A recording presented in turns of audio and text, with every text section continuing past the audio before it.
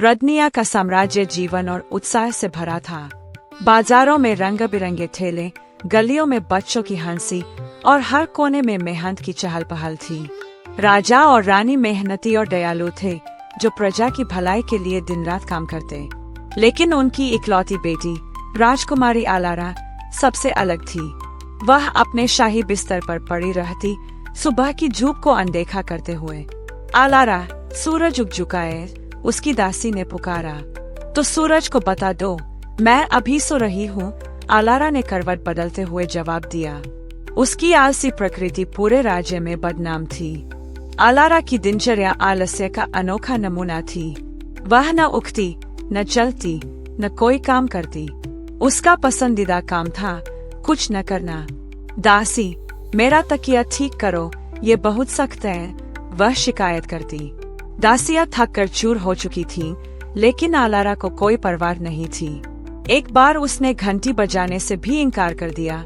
ये घंटी इतनी भारी है, मेरी कलाई दुख जाएगी। बेचारा बटलर, जिसे हर बार दौड़ कर आना पड़ता, अब हांफने लगा था।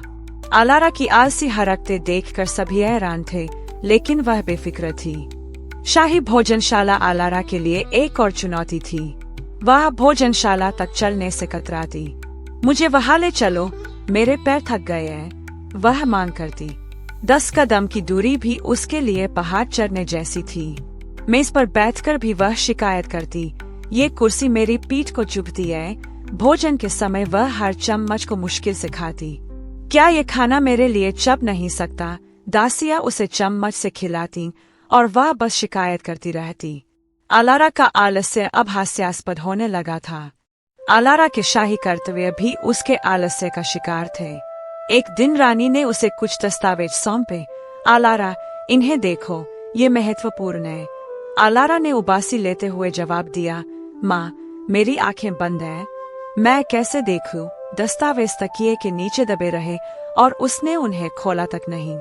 मैं विश्राम कर रही हूँ, वह हर बार बहाना बनाती। उसकी माँ निराश होकर बोली, क्या तुम कभी जिम्मेदारी लोगी? लेकिन आलारा ने हंसकर टाल दिया, मेरी बिल्ली बहुत सक्षम है, वो संभाल लेगी। उसका आलस्य अब राज्य के लिए चिंता का विषय था। आलारा की आलसी आदतों ने राज्य में हलचल मचा दी। दासियां थकान से शिकायत करती, वह असंभव है, हम दिन रात काम करते हैं, और वह कुछ नहीं करती। दरबारी उसके कक्ष में जाने से कतराते, डरते कि कहीं कोई बेतुका काम न थोप दिया जाए। एक दरबारी ने फुसफुसाया, कभी कभी मुझे लगता है, क्या वह सचमुच हमारी राजकुमारी है? राजा और रानी चिंतित थे। हमें कुछ करना होगा, राजा ने कहा। हमें मिराबेल की मदद चाहिए।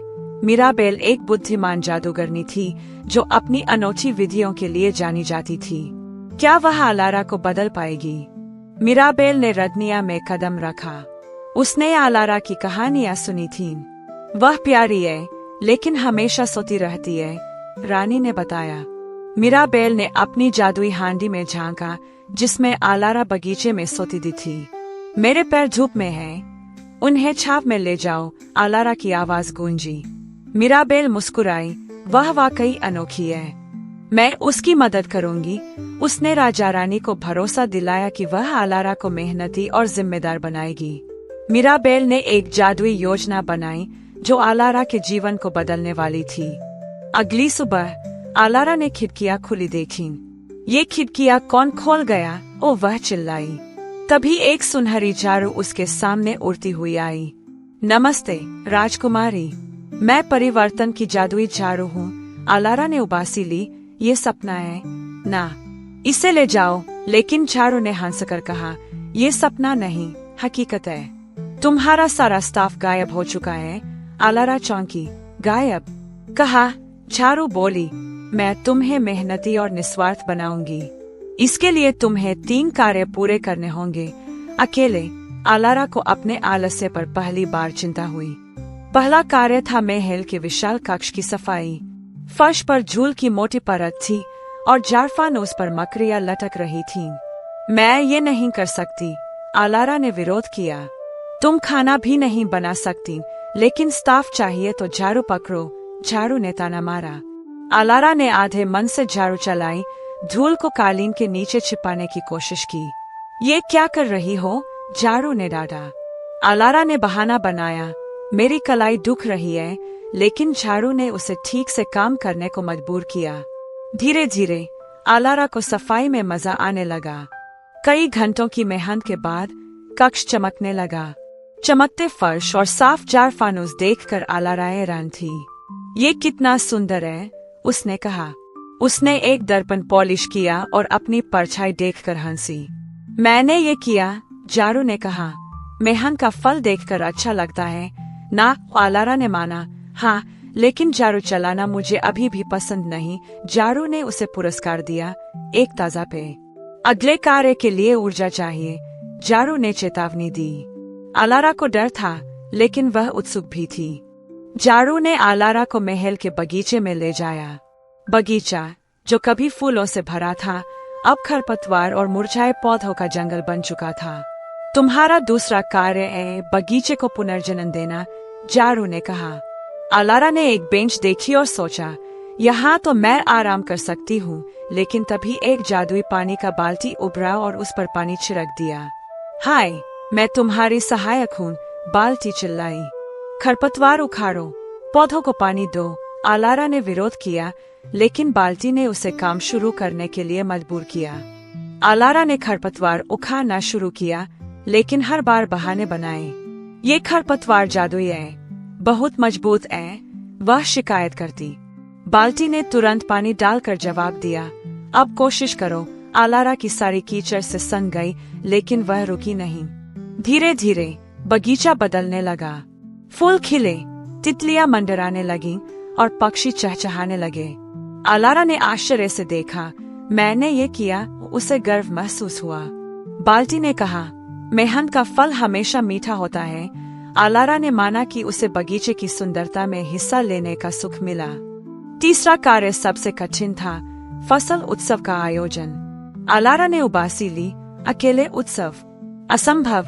झाड़ू ने जादू किया और बर्तन, सीढ़ियां और औजार जीवित हो गए। ये तुम्हारी मदद करेंगे, लेकिन तुम्हें सटीक निर्देश देने होंगे, झाड़ू ने कहा। आलारा को लगा यह आसान होगा।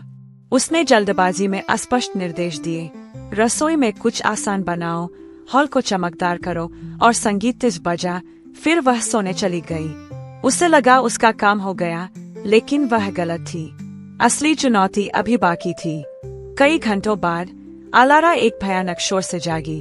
वह हॉल में दौड़ी और अव्यवस्था देखकर स्तब्ध रह गई।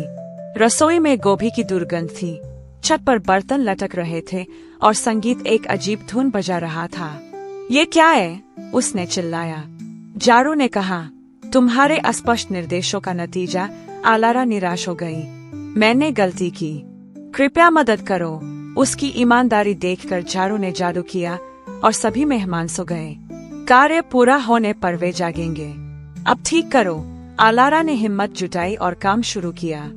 आलारा ने अब गंभीरता से काम शुरू किया। उसने रसोई में स्वादिष्ट भोजन तैयार करवाया, पुलाव, नान और मिठाइयाँ। उसने सजावट की देखरेख की, फूलों की मालाएं और दीपक लगवाए। संगीतकारों को मधुर राग बजाने का निर्देश दिया। उसने हर काम में ध्यान दिया, न कि केवल आदेश दिए। धीरे धीरे हॉल एक जीवंत उत्सव स्थल में बदल गया। आलारा ने मेहनत का महत्व समझा। उसने महसूस किया कि सही दिशा और मेहनत से चमत्कार हो सकता है। वह अब केवल राजकुमारी नहीं, एक सच्ची लीडर बन रही थी। जैसे ही उत्सव तैयार हुआ, मेहमान जागे। वे सुंदर सजावट और स्वादिष्ट भोजन देखकर हैरान थे। क्या यह वही हॉल है? एक मेहमान ने पूछा। ये भोजन तो लाजवाब है, दूसरा बोला। सभी ने आलारा की तारीफ की। आलारा, तुमने ये किया? रानी ने आश्चर्य से पूछा। हाँ, थोड़ी मदद से, आलारा ने शर्माते हुए कहा। उसे अपनी मेहनत पर गर्व था। उत्सव में हंसी और संगीत गूंज रहा था। आलारा ने पहली बार महसूस किया कि मेहनत से मिली प्रशंसा कितनी सुखद होती है। जारू ने मुस्कुराते हुए कहा, आलारा, तुमने तीनों कार्य पूरे किए। जैसा वादा था, तुम्हारा स्टाफ लौट आया। उसी क्षण दासिया, बटलर और दरबारी वापस आए। हम कहाँ थे? एक दासी ने पूछा। आलारा, तुमने उत्सव आयोजित किया? राजा ने अविश्वास से पूछा। आलारा ने सिर हिलाया।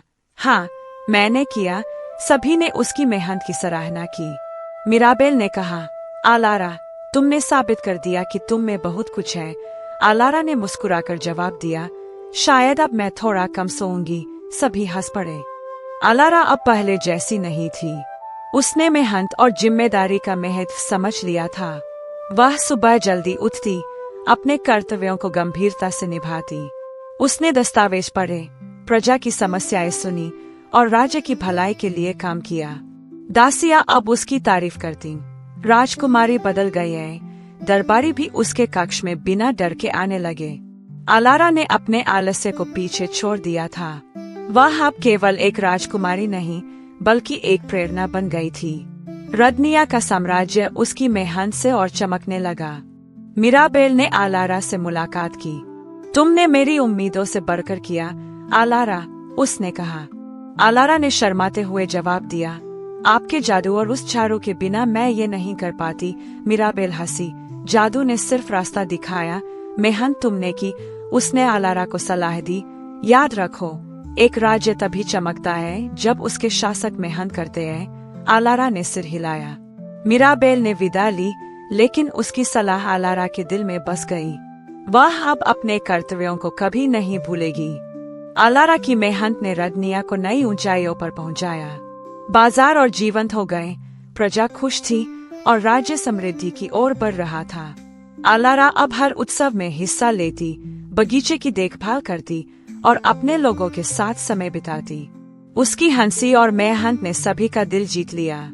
कभी कभी वह पुराने दिनों को याद करके हंसती, जब वह दिन रात सोती थी। लेकिन अब वह जानती थी कि मेहनत और विश्राम का संतुलन ही सच्ची खुशी देता है। रदनिया अब पहले से कहीं अधिक खुशहाल था। आलारा की कहानी हमें सिखाती है कि आलस्य हमें पीछे ले जाता है, जबकि मेहनत और जिम्मेदारी हमें आगे बढ़ाती है। कोई भी कार्य असंभव नहीं, अगर हम उसे पूरे मन से करें। आलारा ने सीखा कि मेहनत का फल मीठा होता है और यह न केवल हमें बल्कि हमारे आसपास के लोगों को भी खुशी देता है। इसलिए हमें अपने कर्तव्यों से कभी नहीं भागना चाहिए। मेहनत और लगन से हम अपने जीवन और समाज को बेहतर बना सकते हैं। आलारा की तरह हम सभी में बदलाव की शक्ति है।